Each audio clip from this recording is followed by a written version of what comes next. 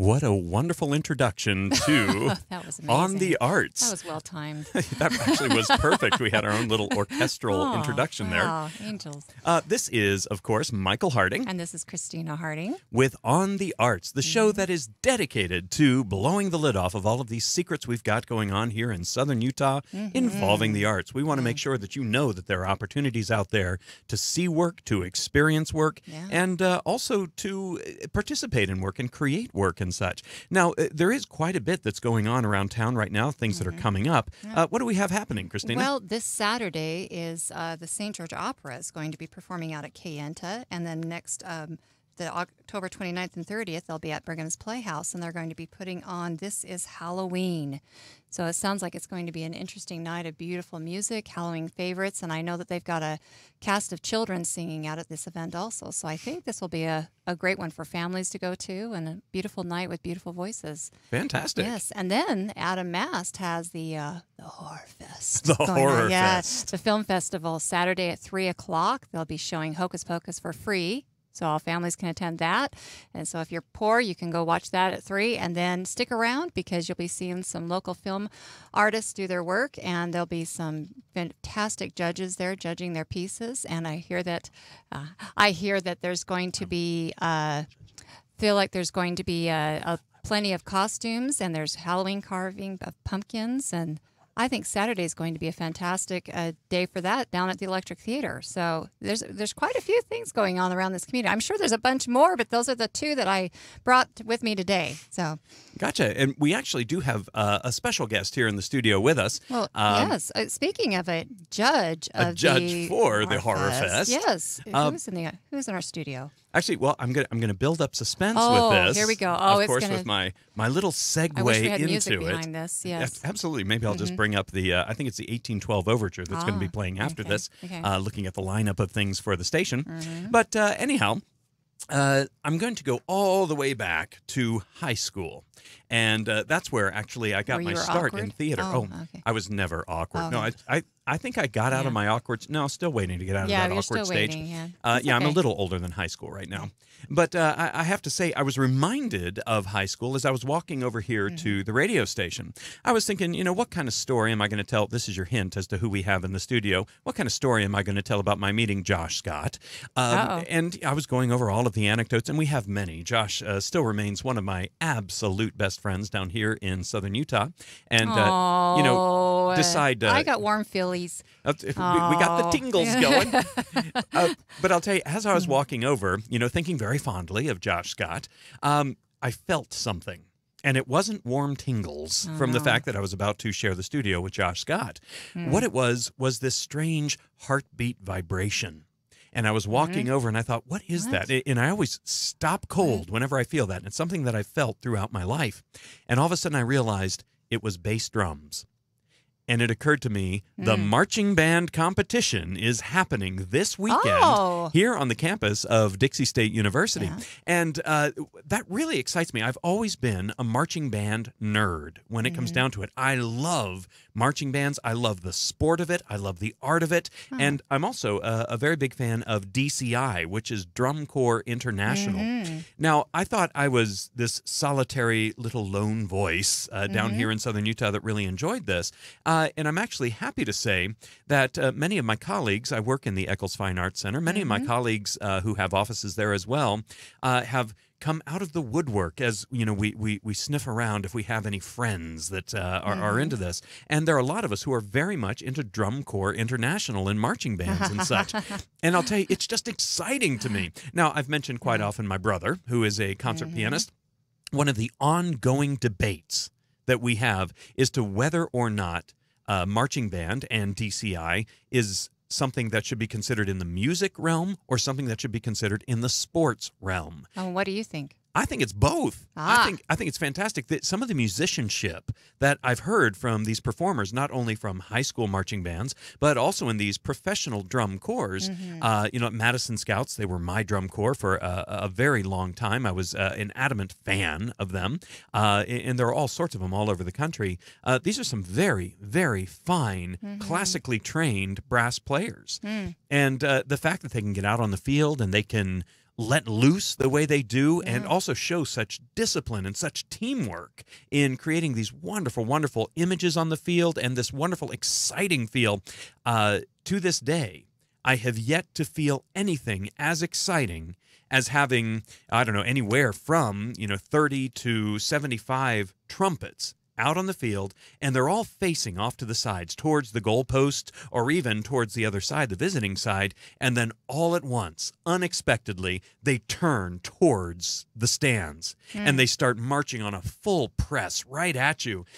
Playing full blast, not just loud to be brassy, pardon the pun, but really full out, just the joy of brass music. And I will never forget the thrill of the first time I saw that. It was the James Madison University marching band where that happened. I was actually sitting in the stands where I went to undergrad, William and Mary. They are basically rivals in a lot of things, and William and Mary, not a good marching band. Anybody out there who went to William and Mary, I'm sorry, I apologize, but our marching band, not good. James Madison, however, one of the best marching bands not only in the state, and that was Virginia, but also all up and down the East Coast. They are national level.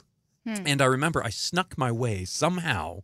I can't even remember how I did this. I was very bold when I was in college, but I got into the president's box, which, of course, is the prime seats. It's on the 50-yard line, and it's back a ways. And they even have catering. Yes, I did indulge in the catering. I still can't figure out how I got in there.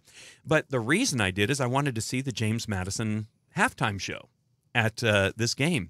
And I had my recorder back then. This will show how long ago that was. It was my tape recorder that I had. And I pulled it out, and I was very subtle until James Madison started playing.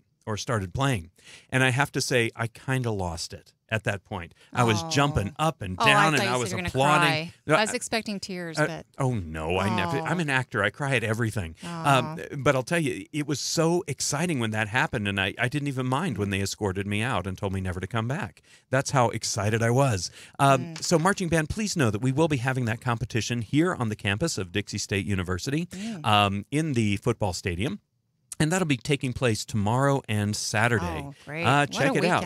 Wow. There are different kinds of tickets. You can buy a ticket for the entire event. You can buy a ticket for just the evening finals on Saturday. Nice. That's the real exciting time. Yeah. But they'll be performing all day tomorrow and Saturday. So check it out. Great weekend. Now, that takes me back to high school because that's where I was introduced to marching band. I was in the drama club. That's where all the cute girls were. So I decided to become an actor. Real noble reasons for becoming an actor there. Right. But I also did marching band, which didn't do much for my manly reputation, if you will. But I loved marching band. And in thinking about high school, this is my really long digression trip back. You've gone on a long trip right now. I got to thinking about, boy, I'm tired. I'm exhausted. I have finally come back to local high school, where we do have our guest, who is currently the drama theater teacher at Dixie High School, Josh Scott. Woo! Welcome to the program. Well, thank you for having me. And that's thank you for indulging that. What was that, about an 8-minute It was beautiful, though, journey. and I was moved to tears. But but I didn't even know that was going on this weekend. So you had one up on me. So yeah. Well, pretty excited. Good. I'm glad. I hope everybody does take advantage of that. Yeah. But Josh, just a little introduction to Josh Scott. Not only is he a very good friend of both Christina and myself, but he's also a local actor, a very, very fine actor on stage, both in musical theater. He was just in Young Frankenstein. Yeah, he played Igor. Very, very well. The Electric Theater. He played Giles Corey, I think it was, in a production of The Crucible that we did years ago. Yeah. Let's see, he is also a very accomplished director. Yes, he's Comedy Storm. He was director of Comedy Storm. He was one of the founders of Comedy Storm, actually, which was, for a while, it was an organization in the summers. Yeah, it was here at DSU for a while. And it put on comedy shows, very light entertainment and such. A lot of fun. But he's also, I've seen him direct dramas as well. And he also writes plays. He writes actually quite a bit. And he's also quite an accomplished teacher. And set designer. And a set designer. Yeah. This guy does a lot. Yeah. Let's put it this way. I'm surprised we actually found a chink in your schedule for you to come and talk He's Superman, to is It's what ridiculous. Who are you, Josh? Insane, for sure. So, Josh, tell us. Let's see. Why are you here in St. George? What brings you to us? It brings you to. I I like to talk about the arts, so Yeah. getting on the radio with you guys and communicating. My love for the theater and arts in general, Yeah. music and performance. I really love it, and it's always been my kind of my experience and my love. But right now we're in production for Starlight Express at Dixie High. We're currently in rehearsals actually right now. I was able to take a little break. We had to fix a few things with choreography. So I have my choreographer, Troy McGee, who actually performed in Starlight Express at Tuacahn, him and his friend that he has, Erica Bryce. So they both are kind of helping out with being choreographers. Well, for those who don't know the musical, what kind of choreography is this? Dancing and moving in skates. Moving in skates. Roller skates. And not like roller blades. It's the 2x2 or, the stuff we grew up with. The stuff we had in. Popular in the 70s and 80s.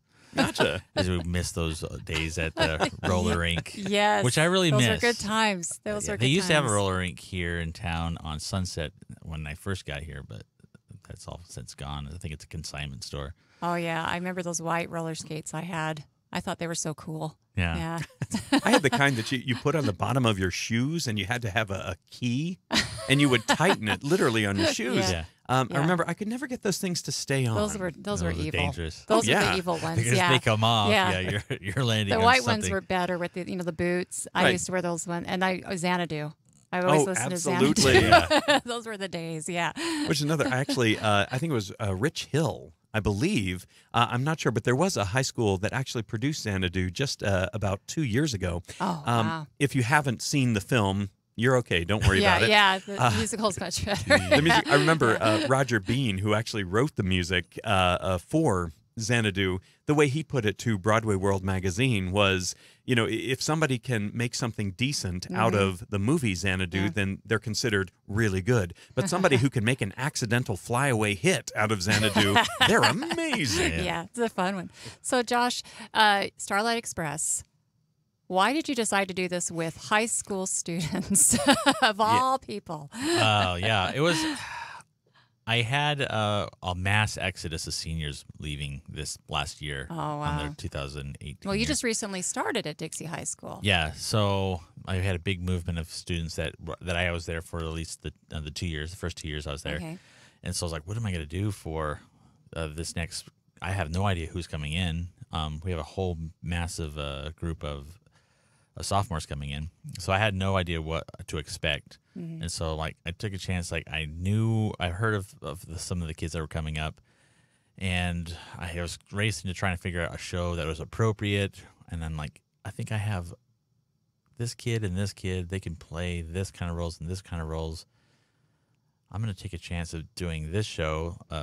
This is the show that this is the first Broadway show that I saw. I saw it in London the first time in 1989. Wow. And it's kind of like, it has a kind of little special place in my heart. Yeah. As silly as it is. Yeah. Yeah. But I really enjoyed it for some reason. And then it came to Las Vegas in the mid-90s. And I went a couple of times. And I really liked the show. It's fun, high energy. I love the lighting, and I'm a light guy. And so I said, I'm going to try this show. We have the skates. There's some interest. And, when we announced it, it was a popular item. They were pretty excited. They were pretty excited, for the first day. Oh, wow. That's right. You say it was a lighting show. I think that's an understatement.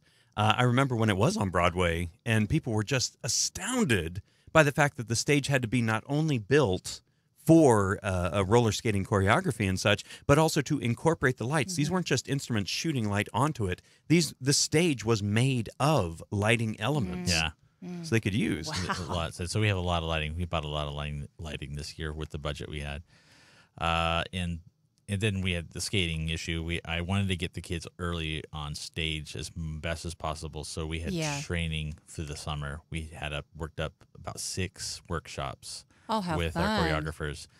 And we had about 20 kids average throughout those rehearsals or these workshops. so they could be comfortable when we got to auditions. Yeah, I was just going to say they'd have to be comfortable before they start. Yeah, so we had all these kids on stage that they weren't wobbling around at that point. So about more than half of the kids, about 2/3, were like confident on skates and ready to perform. And then with the last part of the audition was show off. Gotcha. Oh, that's great. See what you could do. See what we could do, and the kids brought up some stuff. This one girl never was on skates before, and then she took a roller skates. The last day of school, we signed out some skates. She went off, came back, and she was doing tricks like easily. And it was like she just picked it up. She went to roller skate rinks up there, up north, and yeah, she wowed the choreographers. They were like ecstatic. She's doing it. Yeah. Oh, that's terrific. Well, I'm saying we all three know the show, Starlight Express, and we're doing a lot of talking about the skating.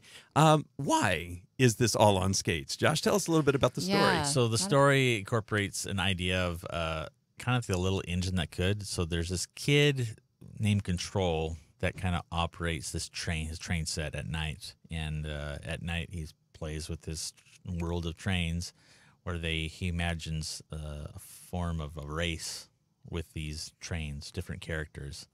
So there's one kind of like an Elvis type character named Greaseball, another one that's the new train, Electra, and he comes in and kind of showcases his little kind of idea of what the train to be. And then there's the main character, Rusty, who's his old steam train, kind of the underdog, and he believes that he can do it. I think I can kind of attitude. And that's kind of incorporates, that's pretty much the premise of the world of that. Well, you mentioned that it was just a fun story that was appropriate all around. Andrew Lloyd Webber actually wrote this. You may know, you mentioned the Elvis character, and the Elvis character appears in many Andrew Lloyd Webber shows. A lot of people know Joseph in the Amazing Technicolor Dreamcoat. That's a big one. Phantom of the Opera, you may have heard of that one. Evita, Whistle Down the Wind, all sorts of shows, Sunset Boulevard.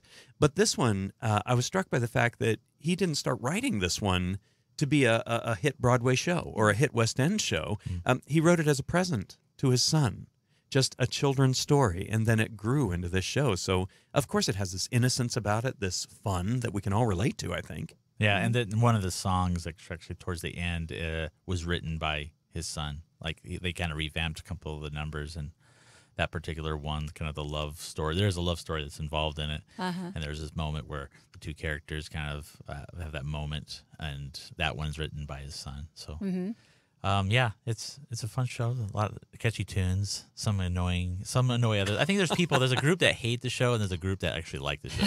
I don't think there's like an in-between crowd. Right. So I'm betting all your students are loving the show, though. It's gonna be one of their favorites now. They're there during after school. Sometimes they try to get in before school, but mostly after school and during lunchtime. They're sacrificing their lunch break. I'd rather have them have you time. But they're coming to. They want to be there. They want to be on the skates and have fun. What a great opportunity for the kids! It's not I'm not trying to pull forcing them or trying to recruit. This show is recruiting at its own. They're pace. just the word of mouth, and the kids are that bug's catching on. I was talking to one kid today, and he mentions how he got into the show.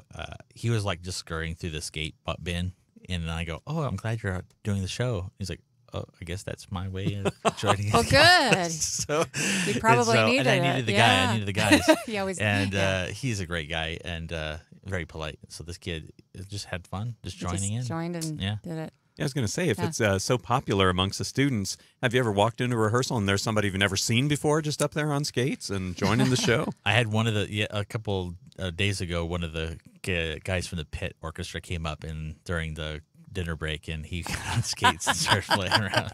How could they resist? Really? Yeah, they can't, and they get kind of get sad because they don't get to see the show because they're under the stage. Well, so there's moments that they get up, they kind of look really quickly. I'm imagining, knowing parents how we are, I'm sure they're pretty concerned, thinking, is my child going to be safe during this? And, that's one thing you have to think about as a theater teacher. I have to keep these kids safe. Explain some of those safety concerns and what you've done. So the very beginning, I was completely aware. So I had wrote up a kind of skate release so the parents will understand, much like the kids that do football camps and stuff like that. Yeah. So I wrote up a thing that, your responsibility of the risk that's involved. And the liability issues of with the parents, and they have to have the insurance if the kids. And it's much like the football; the kids have to have the insurance already. There's this groundwork they have to have. They have to have all the safety gear. Provide for knee pads, shoulder pads, or elbow pads, and a helmet, and they have to wear it at all times. No one skates unless an adult's supervision is there. Perfect. So yeah, we had that, and then the skates go. Actually, we go out in the audience and around the audience. Wow. So we have a track that we had to build. So risk management. Oh, they were scared. Yeah, I bet. District management. We talked to him for a while and like kind of calmed him. It's like, hey, this is what we're doing. This is what we're going to be putting on the ground. And it turned out really well. So they're going to be skating around the audience to the show, and that's going to be exciting. So they're skating around the audience, on the stage. So, yeah, everywhere goes everywhere. How fun. That has to be a massive undertaking, putting together a set like that. I mean, you can't really do the show on just the flat stage and the proscenium separated from the audience. This is not a simple set. How much building went into this? If you go in there, it doesn't look like it's much, but it's quite a bit. Yeah. Mostly because the geometry of like we actually have a bowl on stage, and that's kind of advanced for a high school setting. That's something they did on Broadway and other professional companies. So we decided I'm going to try to do it. It took some challenges, and so we have the big bowl, and then out and around the audience. And just because the construction of the way this auditorium is seated, I think this is the only theater in town, probably besides like maybe Desert Hills, that can probably support this easily because of how much this audience rakes. So my biggest challenge is how do we get the floor and have enough money to put out on the floor a material that will provide the skates, because right now it's carpet, and and so it slows down skating quite a bit. Tuacahn was able to provide for us all the flooring that they did for their show, and we were able to put that, which is basically these little squares that you put in your garage, like these plastic squares that interlocked and snapped together. And so we did this all the way around the state, around the audience. And so they have this nice smooth surface. It's not slick, so there wasn't concern from risk management of the district that anyone's going to fall, because I was originally going to put down masonite, and that was a big concern. Oh gosh, yeah. And so we had some donations for masonite, but I didn't think it was enough, and so Tuacahn provided their little flooring that they had, because they had a big, huge set, and we used all of it, and there was still enough left over. Wow! So it's everywhere. That's great. Yeah. Let's see how wonderful that Tuacahn was willing to help out. Yes, they've been fantastic. They provided a lot of the trussing that we have, so we have a lot of metal truss for the lighting. They provided, and then help with the costumes.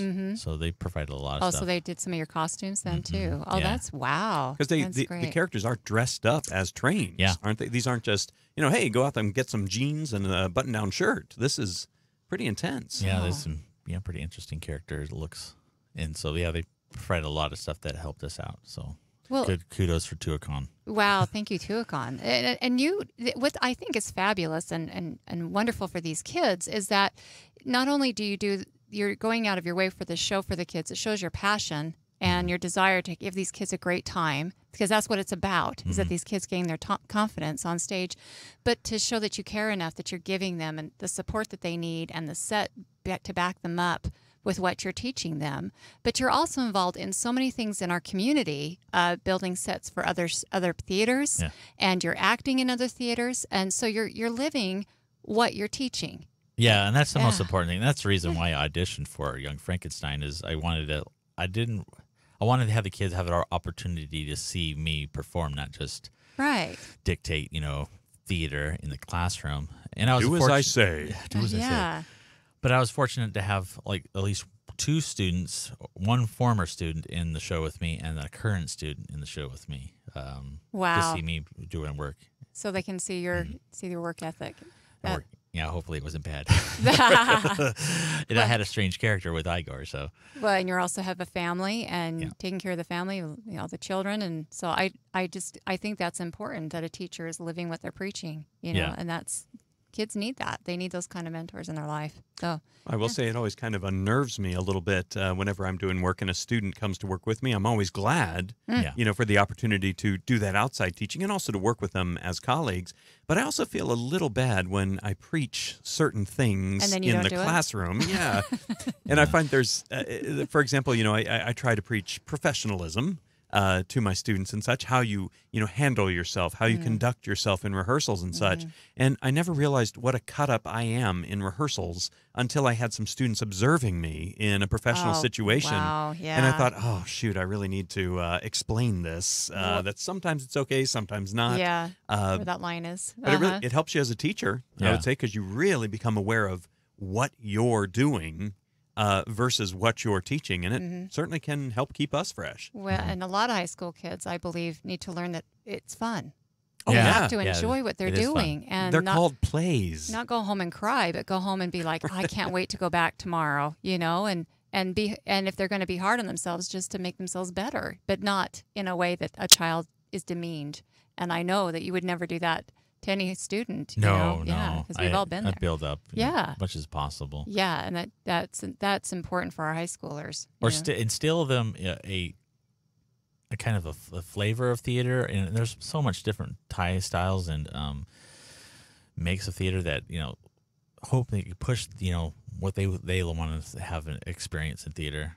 That one girl, she went on to vacation this past summer. She went to the National Theater. They're doing Enter the King or Exit the King in Esco, and she made mention how much she loved it. It wasn't a musical; it was a straight show.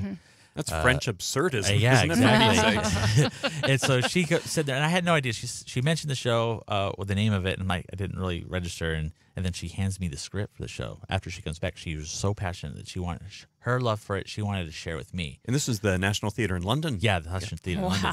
And so I got the script, and I looked at the name. And I'm like, oh my gosh, she reads my soul.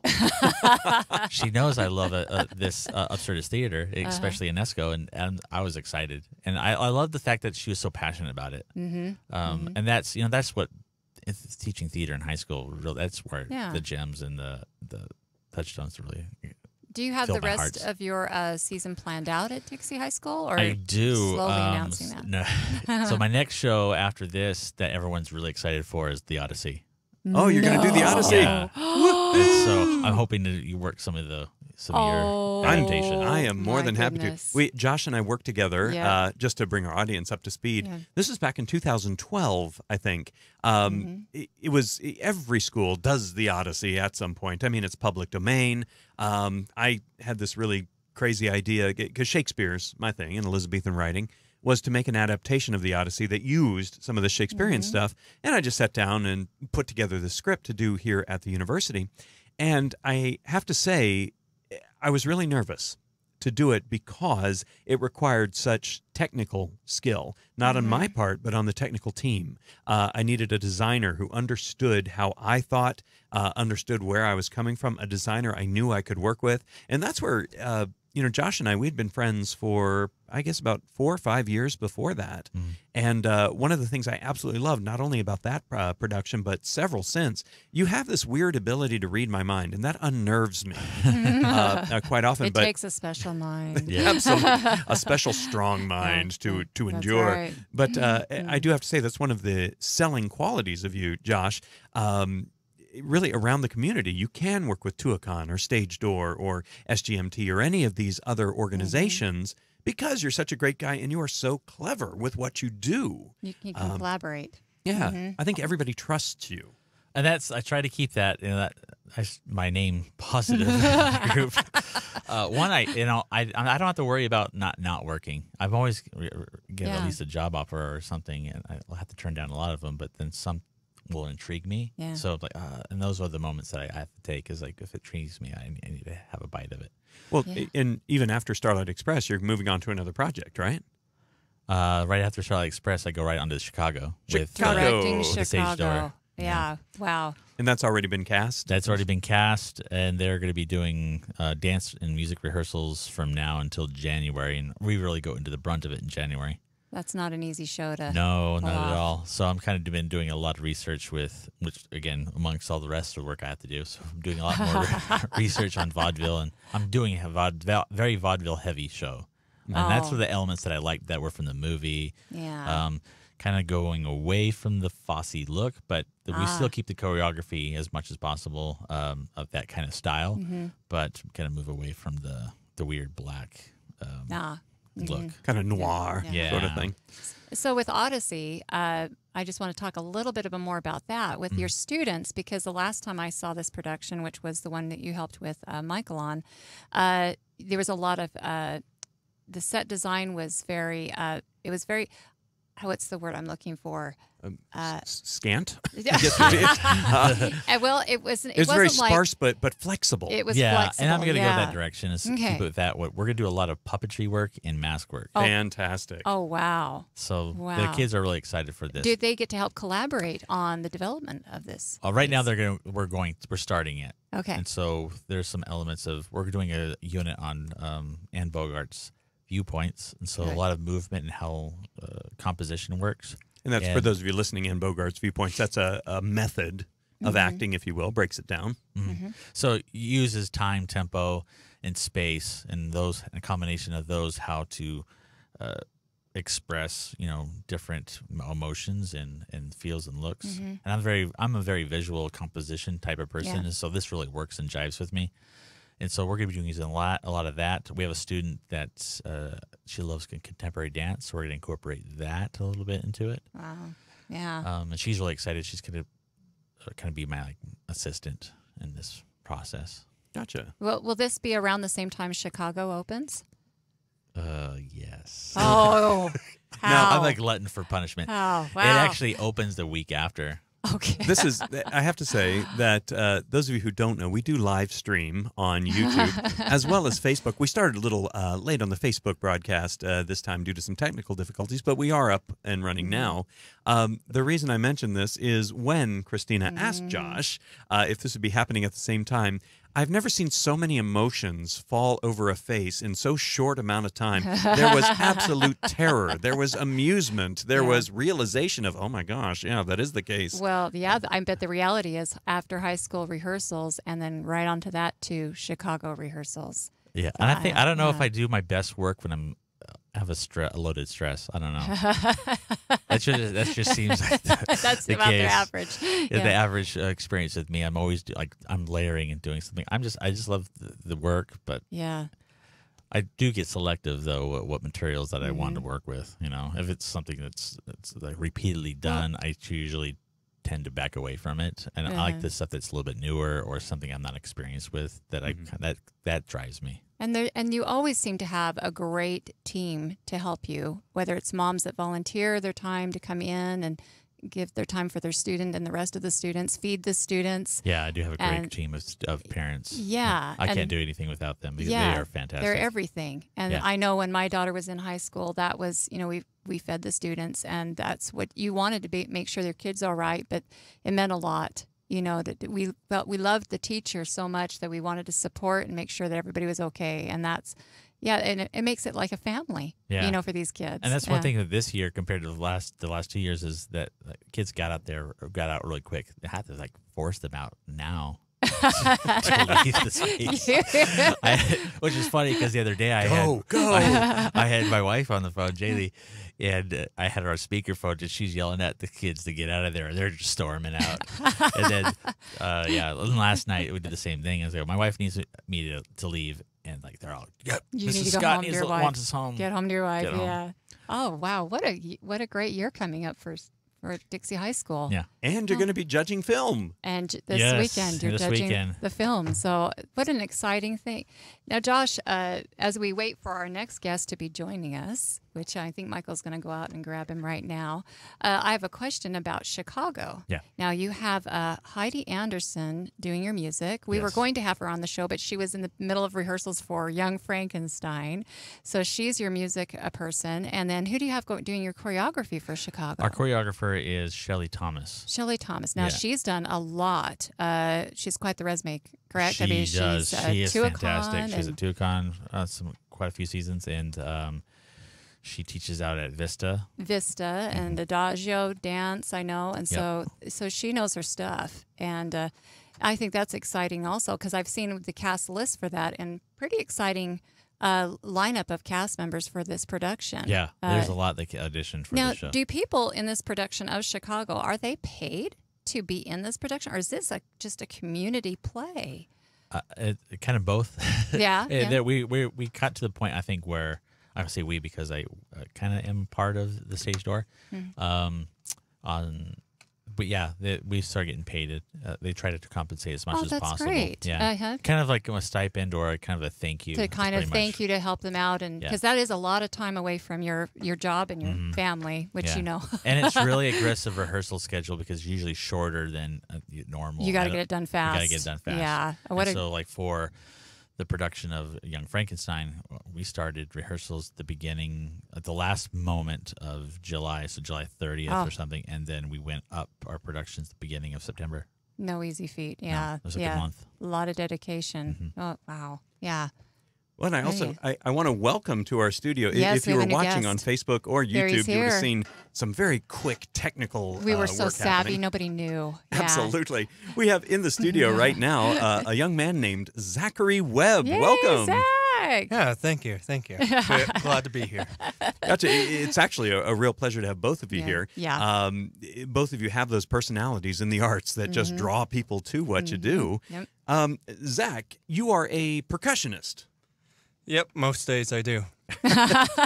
And what does that mean? I mean, I know a lot of people, they know what percussion is generally. My brother gets very upset when I call the piano a percussion instrument.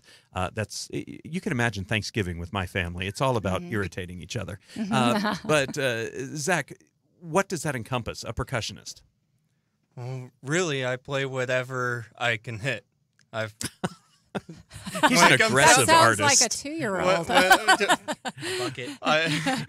Bucket, flower pots. Flower pots are fun. I specialize in hand drums like djembes and other things like that. And also timpani. Timpani is my favorite percussion instrument.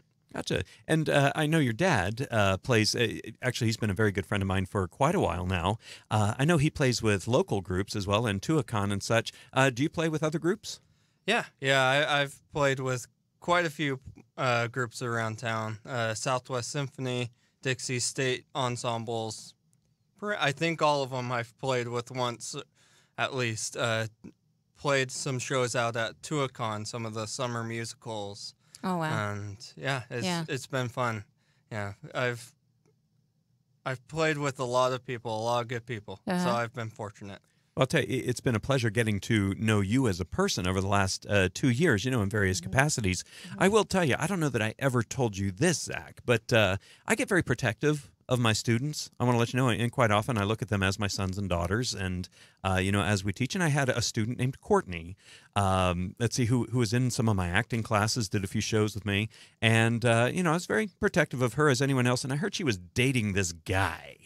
And he's all I knew is that he was a percussionist. Musician. I'll tell you, I mentioned earlier that I had a love for marching band and such. And when I was in marching band, the percussionists were the ones to watch out for. They were the ones that were the ones you wanted your daughters to stay away from. And when I found out she was dating this guy, I mentioned it to Glenn. I was like, it's. A lot of my students are starting to hook up with other students around here and such. And, I've got this one girl, Courtney, and, she's with one of your students. I was like, ha, ha, ha.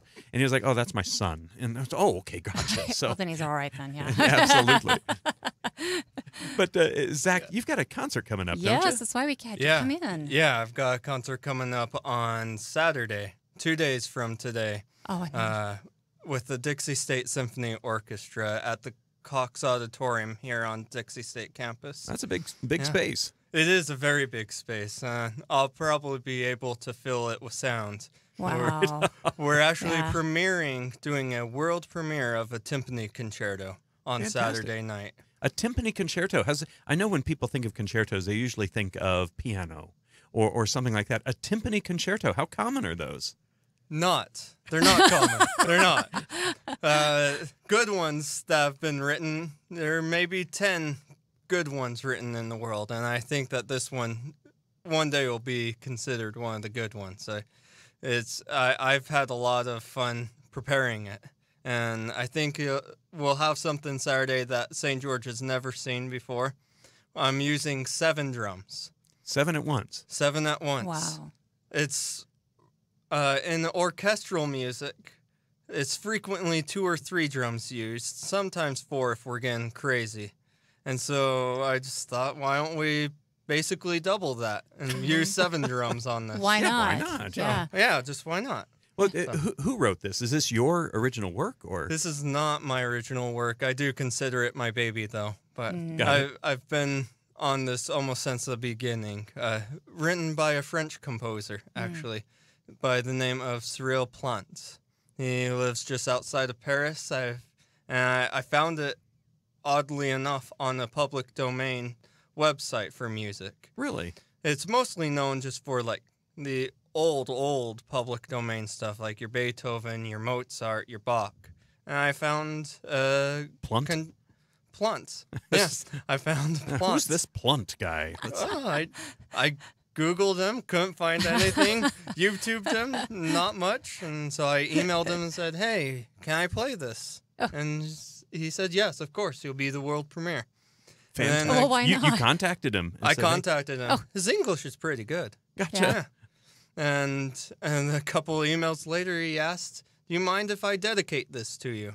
So this timpani concerto on Saturday is dedicated in my name. Wow. It's been a wild ride. Wow, I'm excited that Dr. Paul Abeg, director of the Dixie State Symphony Orchestra, or DSSO as I like to call them. The Dassault. The Dassault. That's what the French say. The Dassault. I'm glad that he agreed to premiere this. So it'll be fun. 7:30 Saturday night at the Cox Auditorium. Well, did you actually communicate with Plant? I don't mean to be so rude by just calling him Plant, but with the composer, did you collaborate as you were putting it together, give him a call? I know Patty Lupone has Stephen Sondheim on speed dial on her phone. So does Josh. Josh, yeah, absolutely. Josh and his friend Steve, not Sondheim, Spielberg. Yeah, they're right. But did you contact him at all while you were preparing it, saying, hey, how does this work? How do I do this? Or Yeah. I contacted him. I found the first draft of this concerto online, contacted him, had a couple of questions. He answered back. We're becoming best friends. Wow. And I came to him and said, look, this director has said that we can premiere this, but he's given us a 10-minute window of a performance, and your concerto is 7 minutes. You mind writing 3 more minutes? 72 hours later, I had 3 more minutes of music. I had a piano part, and I had all the orchestra parts as well. 72 and a line hours of dancers later. in the back. And, but dancers are on my senior recital. Is that, That's later. You promise? Okay. Senior recital, I'm having dancers. I want to see that. does this piece involve the spoken word as well, or is this Just a lot of drumming. Gotcha? Oh, that's a lot of fantastic. drum, a lot of percussioning. Where does someone go to get tickets to this event? I believe they're available online through the Dixie State website. Okay. Website. Website. Oh, Get it? Oh, nice. I have to add the extra B. Yeah. So. Yeah. B for Okay. beautiful. Oh yeah. Oh, Okay, that was creepy when I Yeah. just said that. Okay. I've been growing the beard out for it though, so you know. Yeah. B for beard. Okay. Or tickets are available on just walking up to the window. Okay, so they just go to the window. $5, I believe, for normal people, and then students, I believe, are $1. Only $5 though. Only $5, and you get to hear a world premiere. Wait, do you know what else is on the docket for that evening? Yeah, we've got a harp concerto as well. Beautiful. There's 3 of us that are being featured, so you're going to get some not commonly featured instruments. You got timpani, you've got harp, and you've got the piccolo. Gotcha. So, there's a piccolo concerto as well. There's a piccolo concerto. Wow. Wow. Is there an instrument that there is no concerto written for? No. I think there's got to be something for everything. I've seen concertos written for florists. Oh, my word. That was a great one. Well, arrange the roses, arrange the roses. That sounds like a beautiful evening of music for $5. It's and new music. Family. Yes, brand new music, world premiere. Yeah. Wow. I don't It'll think be something you want to tell your grandkids about. Yeah, I don't think people realize what so many things they can attend this weekend. But for $5 at the Cox Auditorium, they can see a world premiere music event. And the talent that you have to be able to put this together and just contacting a composer and saying, hey, can I do this? You know, pulling this together for our community is a great thing. Thank you. You know, I think that's amazing that we have so much talent in this area. Absolutely. Yeah. Go ahead. Oh, I'm looking at you. If you're looking at Facebook right now, we're looking expectantly at each other here. So, Zach, I know, again, I don't mean to keep going back to your family ties, but, you know, your father is a professional percussionist as well as a teacher. Yeah. Have you always been into music and percussion particularly, or did you wake up one morning thinking, oh, the subtlety of the drum is calling me? The subtlety of the How drum. did you get into this? It's probably hitting something. I got into it hitting You things. say we're hitting your father. That's what, Well, when my father was getting his master's degree at the University of Utah, I was alive. And so he tells me stories of being at his lessons and everything. So I think I just been drinking the Kool-Aid for a while now. Oh, yeah. So you're ready to fly now. Or you're something. ready to go. We'll Yeah, see. it's time to go. Yeah. So have you and Josh ever collaborated on anything yet, or has anything come together for you two? We haven't actually worked together. Oh. But I collaborated quite a bit with Glenn a couple times. He did some percussion stuff for me for a show called Lieutenant of Inishmore during the summer. The Lieutenant of Inishmore. That was part of Comedy Storm. Yeah, that was one of my last performances that I did over at the college before I moved on to the high school. Okay. But yeah, he was able to help me a couple times do some drum work. That's great. I love it. I remember Glenn helped also with Crucible during years ago. As a We matter all of did the fact. Crucible together. So Yeah, Zach, were you around for that? Were you a student at that time, or you were a hadn't young quite... lad? Was that? That was I back think in. I was. That was 2009, I think. Yeah, you were a I've young been lad. taking the scenic route on this music degree, so yes, I was here in 2009. That's okay. Some of us are still on that, so it's all right. So, Zach, what's next for you? I mean, you're going to premiere this timpani Just concerto. premiere it, whatever. No big deal. No big deal. Next. In 2 weeks, I got my senior recital, November 10th. November 1 10th. o'clock, November 10th, at the Eccles Fine Arts Center, also on campus. Is that a charged event, or? Free admission. Okay. You get a free hour-long concert, and you get to deal with me. Well, Okay, gotcha. and that's worth it. Yeah, that's a great. That's worth the price of a ticket. Yeah. We'll be playing the same concerto, but I'll be playing it with the pianist. I've got the Dixie State University Dance Club helping me out. Michael's helped there's me out a dance. little bit on this as well. I had no idea how much performance goes into percussion. And by that, I mean, yeah, absolutely musicians are performers, but there was actual text work for one of the pieces you brought in. And we actually had a grand old time working with the text and the rhythm and putting it together with the percussion. I have to admit, I pretended like I knew what I was doing, but I learned a lot just from that one session. Wow, you guys are just all hanging out. That's what's going on here. That's what we do. Yes, we you are. do I don't- artists. That's, I'm Yeah. talking like plunt. I don't know. Did he sound like that? I don't know. I don't know. Well, I'm glad that both of you are able to get on the show today. I threw Zach in. He contacted me and he was like, can I please get on the show? And I'm like, oh, we have got to let people know about this. And I had Josh on and I thought, okay, they know each other. And it just shows that how many people have so many things going on and there's so much to partake in this community.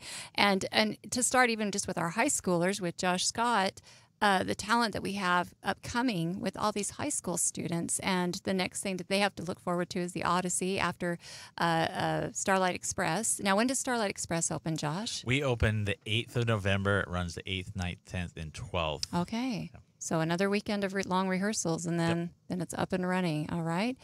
And then we have Zach Webb, and yours is this Saturday at Yes, 7:30. Saturday, 7:30. Yep. All right. And then your senior recital, November November 10th, 10th. 1 o'clock. 1 o'clock. Oh, so there's so many great events that are coming up. I'm pretty excited. I love this, though. I love getting I wish we could fit more people in the studio at the same time and we could just go around the circle and have everybody The share. drum circle. The drum. Oh, there we go. Oh, yeah. Well, You and can actually, hire me for a drum circle. Hint, hint, nudge, nudge. Can we just we could have Zach at the back just beat drums while we interview people. That would work, too, absolutely. yeah. Well, I'm down. I'm actually rather amused. I'm looking at our lineup of people, and we have someone coming in on the 30th. Just somebody. Yeah, I think Zach knows this person. We have Glenn Webb coming on Tuesday at 4 o'clock. We are very excited to interview him and see what he's got going on. And then Thursday, we have local director Kelly Olson, who's going to come in and talk about his show that he's directing of Beauty and the Beast. So we're pretty excited. We got some exciting more fun folks. people. Yeah, we to got talk musicians, we got theater folks, we got Yeah. art folks. Yeah. We hope that you'll continue to listen every Tuesday and Thursday from 4 p.m. until 4:50, thereabouts. Yeah. And we hope you'll take Yeah. advantage of all these things that are going on. And until you hear from us again, or until we see you on the street, not in a creepy way, we'll just be hanging out sometimes. Oh, please no. We hope you'll keep your focus on the arts.